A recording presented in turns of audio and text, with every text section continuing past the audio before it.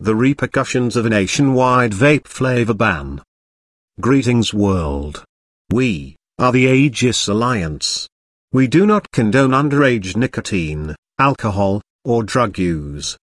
The year is 2019, US states and cities are calling for, or have already implemented a ban on vape flavors, including both nicotine and legal cannabis types of vaping. Many states had previously accepted money in the form of bonds from cigarette companies as tax revenue in advance. Then, vaping came along, and cigarette sales steadily declined. The states were no longer able to make up for the bonds with cigarette tax revenue. More than half of US Congress has accepted money from cigarette companies, along with big names in the 2020 presidential election.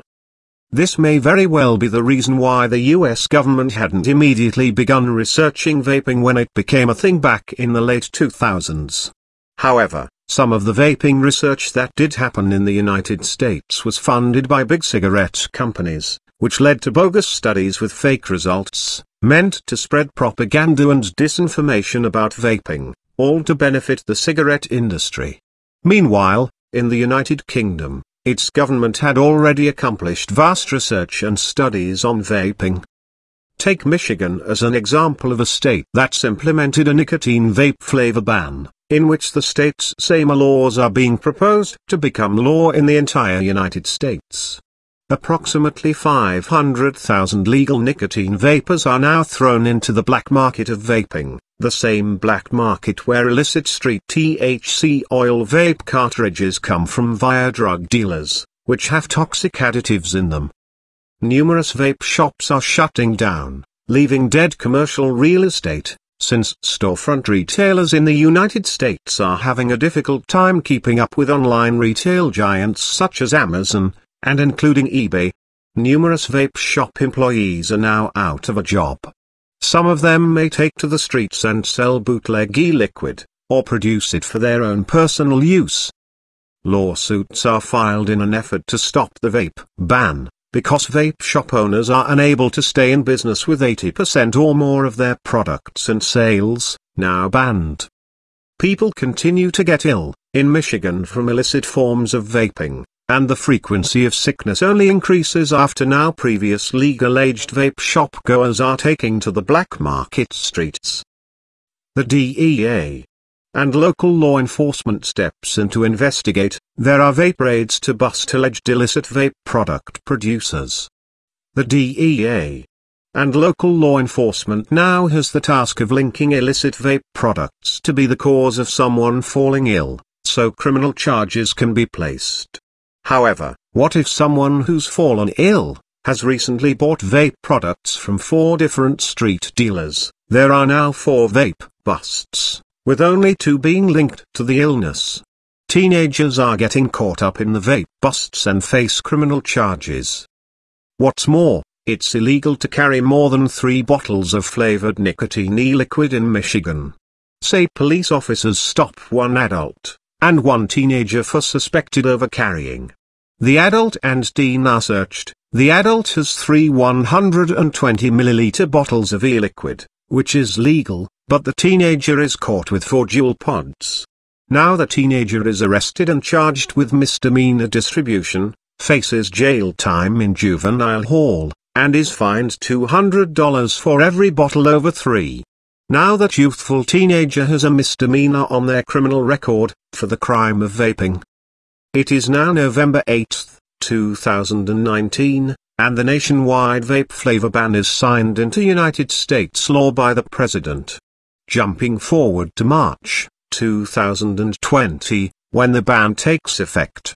In 2014, there were an estimated 35,000 vape shops in the US, but now most of them have to shut down, leaving 100,000 to upwards of 140,000 vape employees out of a job.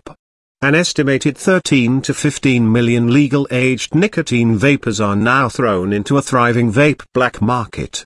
More than 35,000 retail store locations are no longer in business, and there's an empty void in the retail real estate market, because of the previously mentioned retail competition with the likes of Amazon, and perhaps eBay.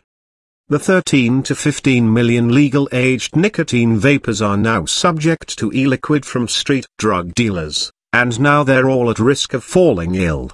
Some will go back to cigarettes, which is the cause of around 480,000 deaths each year, in the United States alone. If lab-tested and legal THC vape cartridges from cannabis dispensaries are also banned, illness is linked to street THC. Vape cartridges that have toxic additives would skyrocket. Meanwhile, the DEA and local law enforcement are now on a nationwide vaping raid rampage, as previously described with the example of Michigan. Teenagers and adults are both subject to being arrested for the crime of vaping across the entire country.